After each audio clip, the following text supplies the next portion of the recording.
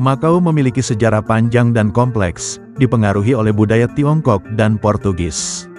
Pada tahun 1557 Portugal menyewa Makau dari dinasti Ming dan menjadikannya koloni.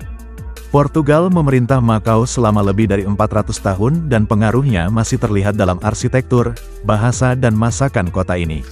Pada tahun 1999 Makau dikembalikan ke Tiongkok di bawah prinsip satu negara dua sistem.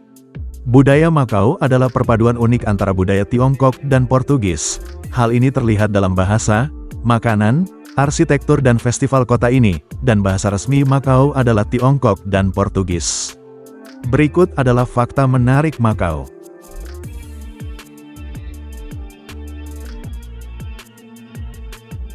Makau mendapatkan namanya dari kesalahpahaman. Nama Makau diduga diciptakan karena kesalahpahaman para pelaut Portugis ketika mereka pertama kali tiba di pulau tersebut.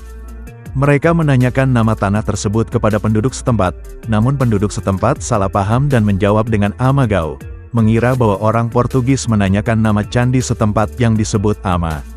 Dari sana Portugis merebut Amagau dan wilayah tersebut secara resmi dikenal sebagai Makau. Versi lain dari cerita ini menyebutkan bahwa nama Makau berasal dari kata Homung yang merupakan nama sebuah desa di dekat pantai. Ketika Portugis tiba mereka menanyakan nama tempat tersebut kepada penduduk desa Homung. Sulit untuk menentukan versi mana yang benar, kedua versi memiliki bukti pendukung.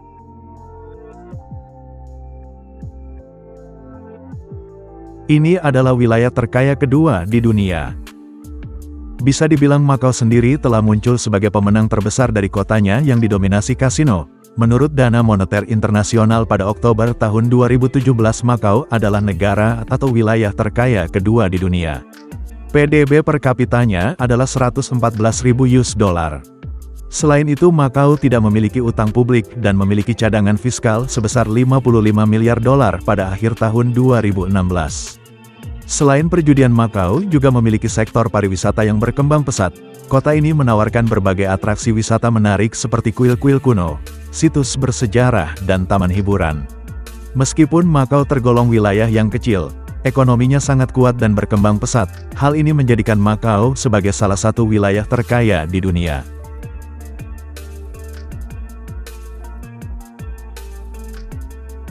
Ini adalah wilayah terpadat di dunia. Meskipun tempat lain mungkin tampak lebih padat penduduknya, kunci dari Makau adalah ukurannya yang kecil. Jumlah penduduknya yang berjumlah 648.000 lebih jiwa menyusut menjadi hanya 30,5 km persegi, menjadikannya wilayah yang secara resmi merupakan wilayah terpadat di dunia. Ini setara dengan 55,454 orang per mil persegi. Kemudian pertimbangkan bahwa pada tahun 2017 Makau dikunjungi total 32,6 juta pengunjung, jumlah orang yang sangat banyak untuk tempat sekecil itu. Makau telah berkembang menjadi pusat keuangan dan pariwisata utama, yang menarik banyak orang untuk tinggal dan bekerja di sana.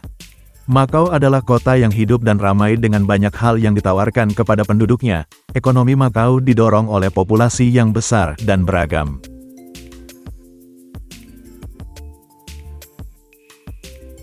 Pemerintah daerah membayar warganya. Karena keuntungan tahunan yang besar dari pajak kasino, setiap tahun pemerintah daerah memberikan 9.000 pataka kepada penduduk tetap Makau dan penduduk tidak tetap 5.000 lebih pataka.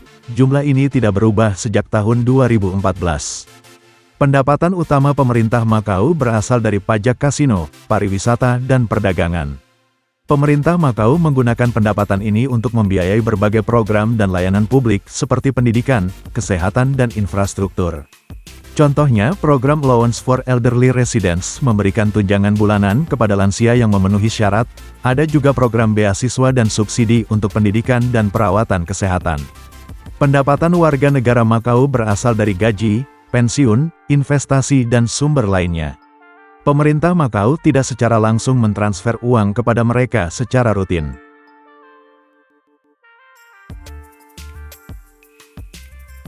Makau adalah koloni Eropa pertama dan terakhir di Tiongkok.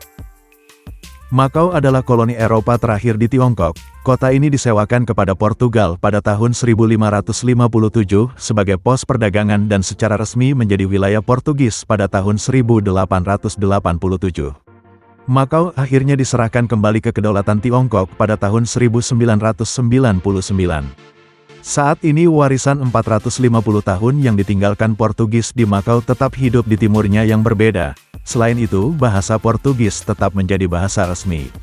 Makau terletak di pesisir selatan Tiongkok, dekat dengan rute perdagangan maritim yang penting. Hal ini membuatnya menjadi lokasi yang ideal untuk pos perdagangan dan koloni.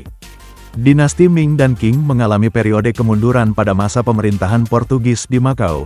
Hal ini memungkinkan Portugal untuk memperluas pengaruhnya di wilayah tersebut. Itulah fakta menarik Makau.